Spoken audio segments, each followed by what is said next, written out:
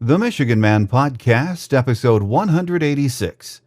Men and women's basketball off to great starts in Big Ten play. That and more on this week's show.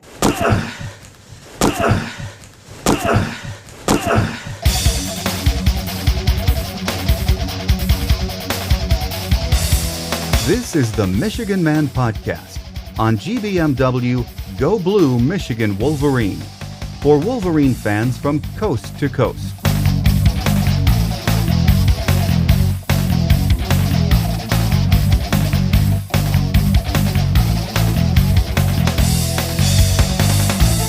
Go Blue and welcome to the show. I'm your host, Mike Fitzpatrick. On today's program, our guest will be Wolverine football and basketball beat writer Mark Snyder from the Detroit Free Press. We're going to do a kind of 2-for-1 show today. Mark will share his closing thoughts on Team 134, and then we'll talk some Michigan hoops on our Michigan Gameday segment. First, though, some Wolverine news and notes for this week. Yes, football season is over, but it's a busy time here in the Michigan athletic scene. Big Ten play is underway for basketball, both men and women, and the inaugural Big Ten hockey season is heating up. Along with that, Coach Brady Hoke and his staff are busy putting the final touches on the 2014 recruiting class. Softball and baseball are both working out indoors, and the first pitch for both teams is really not that far away. Softball will be in action down in Florida 1 month from today, while baseball begins their 2014 season a week later on February 14th, also down in Florida. So we'll have plenty to talk about in the coming weeks, and we hope you'll join us. To say it was a disappointing season for Team 134 is, of course, an understatement. Michigan fans, and yes, I'm sure the coaching staff, will spend these cold winter months looking back on the season and trying to figure out just what went wrong. Mark Snyder from the Detroit Free Press is with me this week to bring some closure to that subject and also weigh in with his thoughts on Coach John Beilein's young basketball team and how they've played so far in this season. That's next on our Michigan Game Day segment here on the Michigan Man Podcast on GBMW Go Blue Michigan Wolverine.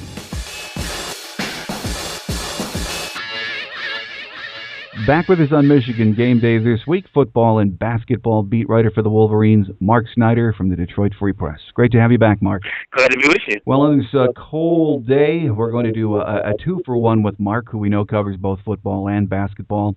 And Mark, start with some football talk and sort of get your closing thoughts on the season that just ended. You know, fans all winter, we're going to have to ponder that 7-6 season that ended with really a clunker in the bowl game, despite what was a roster we thought loaded with talent and high expectations when the season started.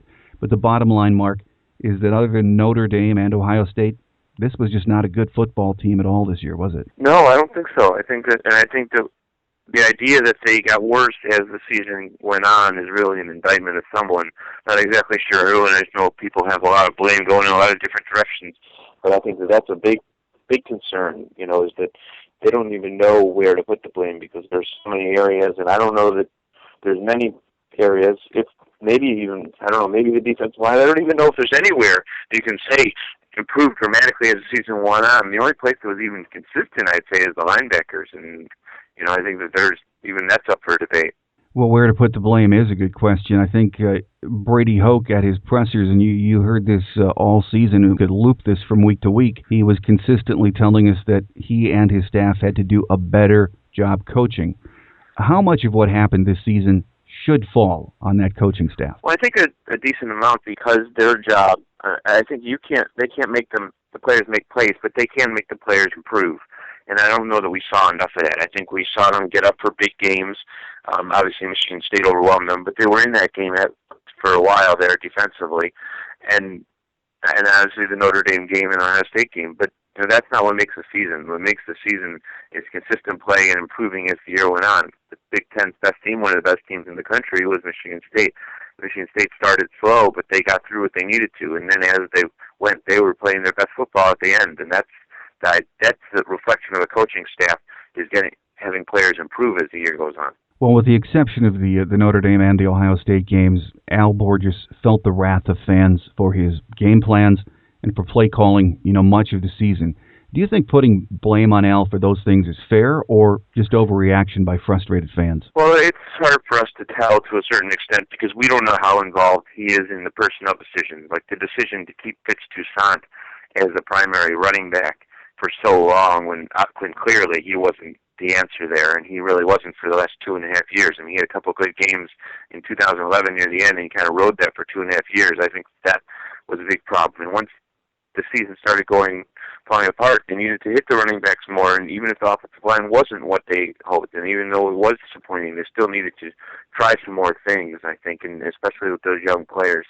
And I think the ball game was quite an indictment of Borges, for sure, because the offense couldn't do much, and obviously it was dumbed down game plan because Shane Morris was in there instead of Devin Gardner. But I think a lot of what happened this year was offensively was Devin Gardner doing things on his own, and he proved his talent and how talented he is, that he could create stuff out of nothing. But I think that it wasn't necessarily created by Borges and what he schemed up. Well, there's so many things that need to be fixed. As you mentioned a couple of minutes ago, it's hard to just put your finger on one thing.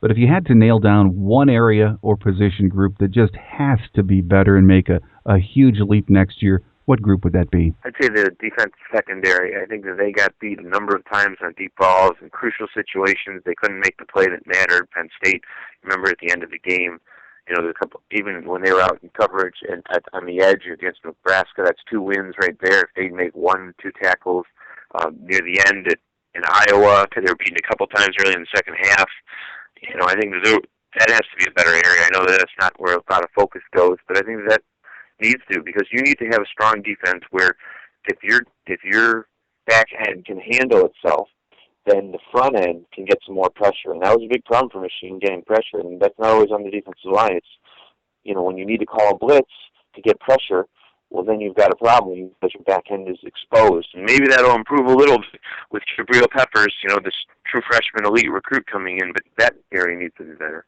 Well, one among many. Yeah. And next year, every game is big. We know it especially when it's a bounce back year, which this coming season is going to be. But the reality for next year is that the big games, Notre Dame, Michigan State, and Ohio State, they're all on the road. For Brady Hoke, is it, a bit over the top to say that this is a make-it-or-break-it year? Well, I don't know. The only person who can say that is Dave Brandon, because he's the one who makes the decision on Hoke. But I would say there's definitely pressure. I think that we'll go back, and I'm going to keep going back to this Michigan State example. Mark D'Antonio for 3 years kind of floundered, 7 wins, 6 wins, 7 wins. And then in his 4th year, he won 11 games, and that's when the program took off. This is the 4th year of Hoke. He's got all his own players in there. And talking about, he can't really stress the fact that the offensive line only had 8 players when he came in and stuff like that. All his guys are in there, and they're ready to go. And so now it's time. He's going to have the choice, really, of 2 quarterbacks who are highly recruited, if Devin Gardner's healthy, to choose from. And he's going to have elite tailbacks, the number 1 recruit in the country, and Derek Green and Devion Smith, who's shown some talent. You can have an offensive line full of 5-star and 4-star guys and guys who now have some experience, even though they lost the tackles. So the offense is loaded. The defense has people in spots. They got veteran linebackers. They return people all over the field. Really, Jake Ryan should be an explosive playmaker. And, if Andre Pistons can get healthy, in the middle, they could be solid. They have people everywhere. They just need to be able to finish. Well, indeed, and that will be the thing we will ponder these cold winter months before spring practice starts. A lot of things that need to be fixed. In the meantime, though, we have Michigan basketball to talk about. Let's switch gears and talk about the Wolverines, Mark. After what was a slow start against Northwestern on Sunday, the team rolled to pretty easy 74-51 win, so they're 10-4 overall, 2-0 in the Big Ten. With the meat of the Big Ten schedule coming up, Mark, what do you like about this team so far? I think what I like is the depth. I think that there's, they've had injuries, they've had problems, but they're starting to find a rhythm that, of a rotation, and guys can have some more patience, and they can pick their spots. The team needs to shoot better. I think they need to hit those threes, and this is the way this team's going to win without Mitch McGary, and they don't run their offense through the big men. So, and Grant Robinson's not even, as aggressive as maybe he could be. So I think that what they need to do is they need to be able to, to hit the 3 ball a little bit more. But I think that you've seen an evolution, and as we were talking about football, you've seen them improve. They need to get better, and they have gotten better as they've gone through, despite facing a lot of adversity. Well, you're right about that. But, one of the things not to like, of course, we all know is the fact that Mitch McGary is missing. In the long run, though, can this team make up for his absence in a way that's going to allow them to compete with the upper echelon of the conference? I don't know about that. I think that he's a difference maker. I mean, they're a very good team, I'd say, without him. I think that they're an elite team with him, and that's the difference. I think that he can do things, that make him unguardable for other big men, whereas John Horford and Jordan Morgan can be serviceable. They can do what they did on Sunday, where they went 15 points combined, or 16 points combined, and 15 rebounds, or something like that. And they were solid. They were efficient, but they weren't dominant. And Mitch Mayer had potential to be dominant. He could incite the break. He could throw outlet passes. He could get this team moving. And this team on the run, as we saw last year, is a great team. This team in the half court, it's not quite the same. And as far as Mitch goes, last week there were a lot of reports that the surgery it had either taken place or was going to take place soon. Anything you know about that? I think it's going to happen shortly, and the report was from ESPN.com that it was going to happen on Tuesday, and I think that I don't see any reason why that wouldn't happen. And but it could be it's a serious thing, back surgery, especially when you've had this affliction. He's had it since August in various forms. I mean, it's major surgery, and I mean, until he rehabs, until he comes out of it, and sees in a couple months where he is, his basketball career is in jeopardy. I think that Beeline said this is about quality of life down the road too. But Mitch McGary is so talented with things, and his game is so active that this is important for his future, his basketball future especially. Well, Mark, let's talk about some of the key players and their roles on this team. And if you will, as I throw a few of these names out here, give us your thoughts on what you've seen from them so far this year. Glenn Robinson. Well, I think Glenn needs to show more than just hanging around the three-point line and stepping in and dunking the ball every so often. I think that he needs to show more of a well-rounded game. He showed maybe once in the open court on Sunday where he got out there and he was dribbling, but he needs to show better ball handling. He needs to be more aggressive when he gets the ball.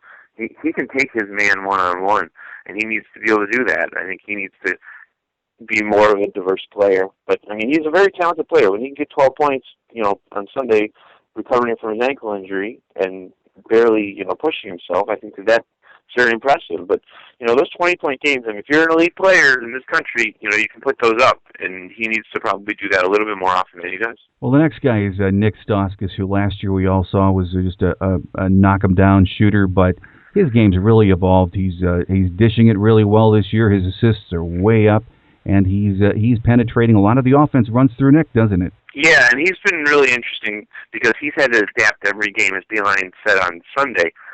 This is a different defense all the time because everyone treats Stauskas differently.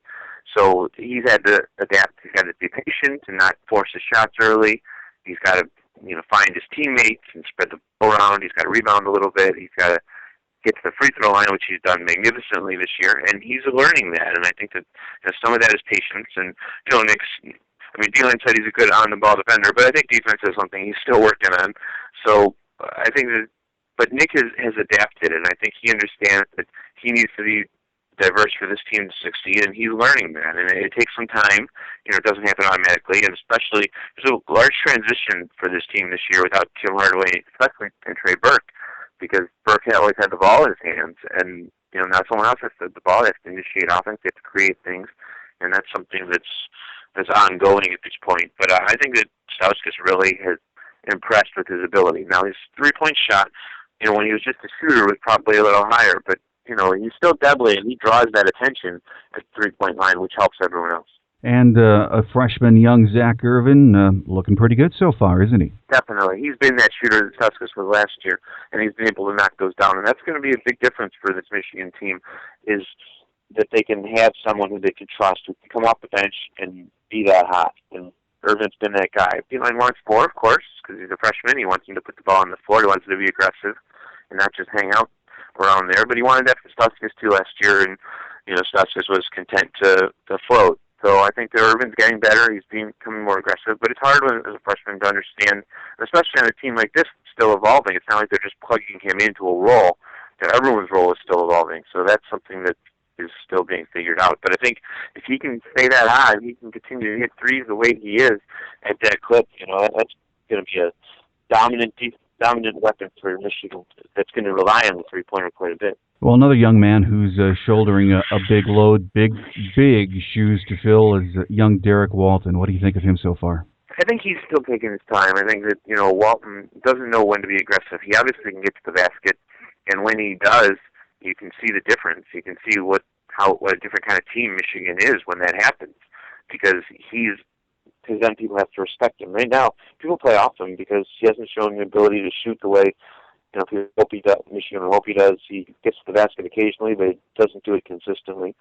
And as a playmaker, he's still figuring that out. As Beeline talked about the other day, his angles, and those are things he's still learning. And Beeline is notoriously tough on his freshman point guards, and that's something Trey Burke could handle it. He was pretty mentally strong, but took Darius Morris a whole year to get it figured out, and then he was great as a sophomore, and Walton's still trying to figure it out. I mean, Spike Albrecht is the one who's shown the playmaking ability, but not as much as the defense, and Walton is, they're a good combo, I think, at this point, and I think Walton is evolving, just like freshman, but when you're in the shadow of Trey Burke, it's tough, and Walton's kind of realizing that, and Michigan's realizing that. Oh, absolutely. It is a huge role to fill, but it's also nice. You just mentioned Spike Albrecht.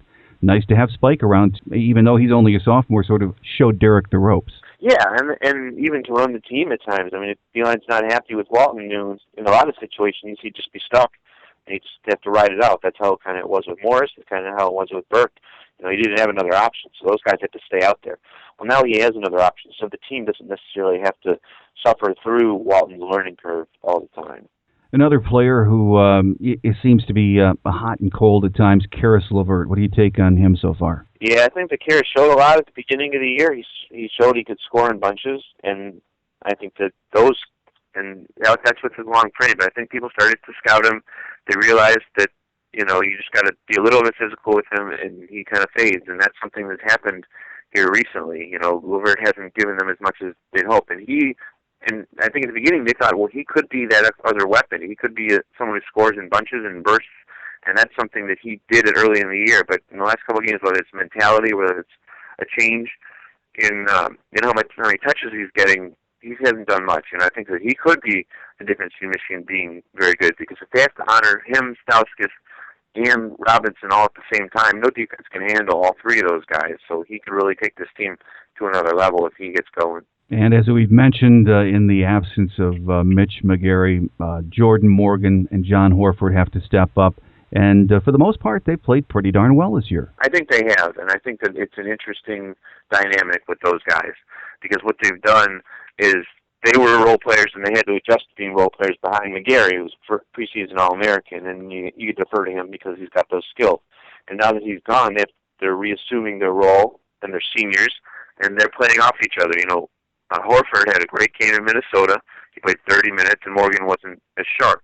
Well, and then Morgan played well in the first half, this weekend against Northwestern, and then Horford came in at the end and gave them a little boost near the end. I think that if they could continue to play off each other, and that 15 and 15 every game, I think that would be really something that this team could use and could make a big difference. Well, Mark, even though there's so much talent returning from last year's team, we know this is not the same team. Mitch is not playing, and they really need to develop a chemistry, figure out their roles as this season goes along, don't they? Yeah, it's an evolution. It was an evolution because they didn't have Trey and Tim, and then it was an evolution because Mitch wasn't there, and then he was, and now he's gone. And Robinson is coming off an injury in his last game. There's a lot of moving parts. Last year was pretty smooth all the way through, except for Jordan Morgan's injury, which actually opened the door and made them a better team because McGarry got playing time. Last year was smooth. 16-0, 20-1, number one in the country. Even those blips that they had, which made Michigan getting crushed at Michigan State, the heartbreaker at Wisconsin, losing at Penn State, those were lessons, and they learned from those, and they gained from those experiences. Now, if they suffered games like that in this Big Ten season, they're going to be on the bubble, and then they might be in trouble. Well, what we do know is that there are no nights off in the conference this year again. So coming up are two big road tests, Nebraska and Penn State. You find a way to win both of those games. Michigan's 3-0 on the road in the conference, which would be huge this early in the season, wouldn't it?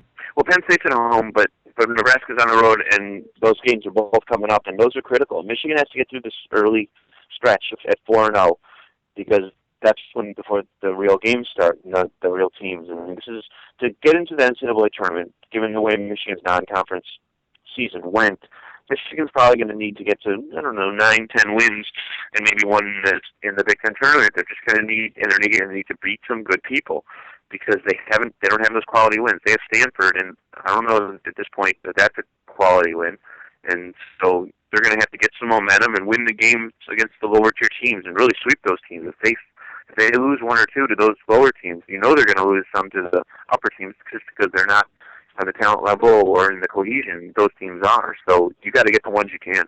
Well, even though the conference is competitive from top to bottom, again, Mark, at this stage it looks like Ohio State, Michigan State, and Wisconsin are just a cut above the rest, though, doesn't it? Definitely, and I think Iowa played Wisconsin very tough on the road in Madison, which is a good sign for Iowa, but for the most part, Michigan State looks like they're the best team, as people predicted before the season. Michigan State has a starting five that no one can match, and they have two NBA players, in Adrian Payne and Gary Harris, and then they have complementary players who understand their role, and they have a great coach who knows how to navigate through all this with Tom Izzo. I think Michigan State's maybe at that top level. Wisconsin has shown flashes, but I don't know that Wisconsin has the talent level to sustain it all the way through and make maybe a deep NCAA run. And Ohio State, I think they've played well, but they're still figuring out some stuff too. They don't necessarily have a dominant score at this point the way that they have in the past. So maybe that's a good thing for them to have that balance, but they're still trying to figure out where they're going to go. I'd say that just stands out. Well, again, it's going to be a very interesting conference season. Joining us today has been Michigan football and basketball beat writer Mark Snyder from the Detroit Free Press to help us, get his closing thoughts on the football season, which of course just ended, and the basketball season, which is really starting to heat up in the Big Ten Conference now. So as always, Mark, it's been a pleasure, and we'll touch base with you soon. Thanks so much for having me. Plenty of things to talk about on Wolverine Quick Hits, and that's coming up next as we wrap it up for another week here on the Michigan Man Podcast on GBMW Go Blue, Michigan Wolverine.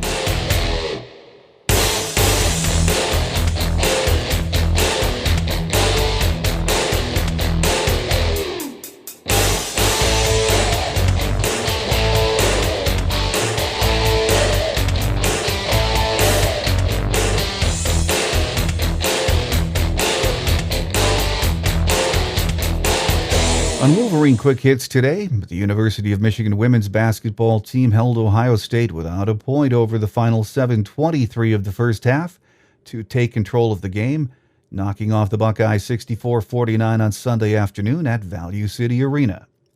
Junior guard Nicole Elmblad recorded her fifth double-double of the season, scoring 10 points with 12 boards. Freshman guard Sierra Thompson went for 18 points, 2 assists, and 2 steals, while junior guard Shannon Smith chipped in 17 points and 3 assists. U of M out-rebounded the Buckeyes 48-33, led by junior forward Saisha Gori and Elmblad, each with 12 boards. For the game, U of M shot 92.9%, 26 for 28 from the free throw line, including a perfect 20 for 20 mark in the second half. Michigan returns to action tomorrow, Thursday night, hosting Wisconsin at 7 p.m. Again, the Wolverines off to a 10-4 start overall and a perfect 1-0 in the Big Ten. Coach Brady Hoke announced on Monday that 7 student athletes have signed financial aid agreements and are set to join Michigan football. The 7 early enrollees are Freddie Canteen, Mason Cole, Michael Ferns, Drake Harris, Brian Monet or Brian Moan, I'm not sure yet how you pronounce that, Wilton Spite, and Brandon Watson. All will begin classes today, Wednesday. We're very excited about these 7 young men joining our family, said Coach Hoke.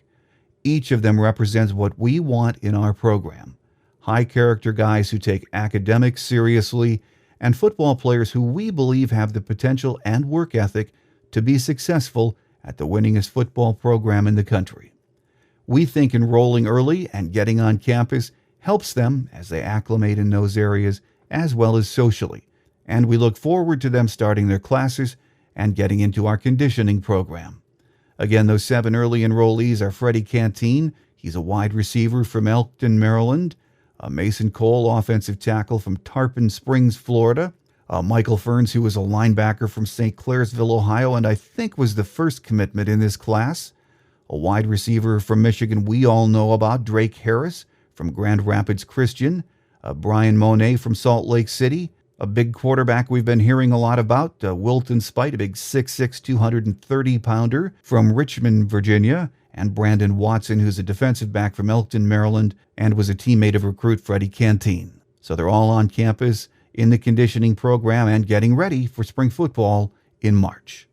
Preseason All-American Mitch McGarry has reportedly undergone surgery to repair his nagging back injury. There is no timetable for Mitch's return, but it is highly unlikely we'll see him back this year. Earlier this month, Coach Beilein said McGarry could qualify for a medical redshirt year. Back surgery at any age, as we all know, is no joke. We wish Mitch the best in his recovery and rehab and look forward to seeing him healthy and back on the court next year. We've seen a lot of interesting uniform designs worn by the Michigan football and basketball team in recent years, all of those courtesy of Adidas.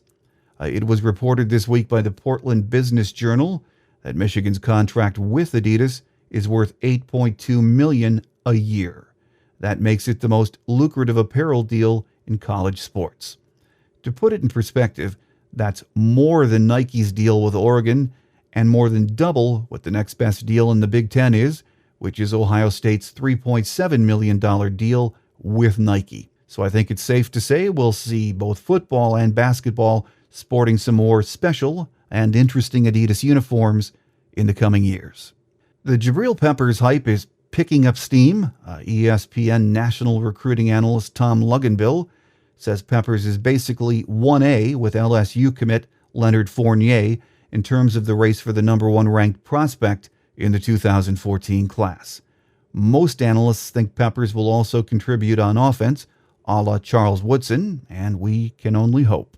Michigan's last scheduled visit to Notre Dame will be a night game. Per the Notre Dame Athletic Department, the game will be played under the lights and televised nationally by NBC. A kickoff time will be announced later this spring. Don't forget to become a member here at GBMW. Visit www.gbmwolverine.com and sign up for free membership today. That way you'll be in the loop this winter. There is always news and always something to talk about on our message board. So don't miss out. Visit www.gbmwolverine.com and become a member today. Now that you have your new tabs and other electronic toys from Christmas, you have a variety of ways to listen to the show. As always, we're available from iTunes, the Android App Store at Amazon.com, the Stitcher Radio app at www.stitcherradio.com, and the TuneIn Radio app at www.tunein.com. So get one of our apps and be sure to join us each week for the best in Michigan athletic coverage. Thanks again to Mark Snyder from the Detroit Free Press for being our guest today. We'll be back next week, so make sure you join us. Until then, have a great Wolverine week, everyone. I'm your host, Mike Fitzpatrick. Take care, and as always, go blue. Thanks for listening to the Michigan Man Podcast on GBMW Go Blue Michigan Wolverine. You can find us on the web at www.gbmwolverine.com. That's www.gbmwolverine.com. For audio posts or other fan feedback, please call our listener line at 313-263-4842. That's 313-263-4842. Email fan feedback to the Michigan Man Podcast at yahoo.com. That's the Michigan Man Podcast at yahoo.com. The Michigan Man Podcast on GBMW Go Blue Michigan Wolverine is produced at the studios of Robin Lynn Productions, Allen Park, Michigan. The Michigan Man Podcast is not affiliated with the University of Michigan. Go Blue!